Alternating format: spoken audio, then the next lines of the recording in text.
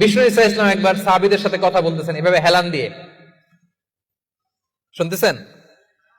বিশ্বনবী হেলান দিয়ে বলেন, আলা উনাব্বিউকুম বিআকবারিল কাবায়ের, সবচেয়ে বড় কবিরা গুনাহ কোনটা তোমরা জানো নাকি? সাহাবারা বললেন, আপনি সব চাইতে ভালো জানেন ইয়া রাসূলুল্লাহ, আপনি বলেন। বিশ্বনবী বললেন, সব চাইতে বড় কবিরা গুনাহ আল্লাহর সাথে শিরক করা, হেলান দিয়ে। 2 নম্বরে উকুকুল ওয়ালিদাইন, মাতা পিতার অবাধ্য হওয়া। 3 নম্বরটা যখন বলবেন হেলান থেকে উঠলেন এভাবে, সিরিয়াস। 3টা কবিরা গুনাহ তোমাদের বলবো না, বলেন। 2টা বলছে হেলান দিয়ে, একটা হচ্ছে আল্লাহর সাথে শিরক করা, 2 নাম্বার হচ্ছে মাতা পিতার অবাধ্য হওয়া। 3 নম্বরটা যখন বলবেন, ওয়াকানা মুত্তাকিয়ান, তিনি হেলান দেওয়া ছিলেন, ফাজালাসা, সিরিয়াস হয়ে বসলেন। এরপরে বললেন, আলা ওয়া কওলু যুর, আলা ওয়া শাহাদাতু যুর, সাবধান, মিথ্যা বলো না, মিথ্যা সাক্ষী দিও না, মিথ্যা সাক্ষী দিও না, মিথ্যা সাক্ষী দিও না। বিষ্ণুবি বলতেই লাগলেন, কতবার যে বলছেন তার কোনো হিসাব নাই। কোন সুবহানাল্লাহ।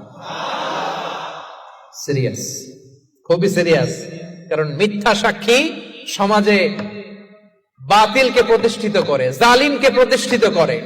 মিথ্যা সাক্ষী সমাজে অন্যায়কে প্রতিষ্ঠিত করে। চিল্লায় বলেন ঠিক কিনা?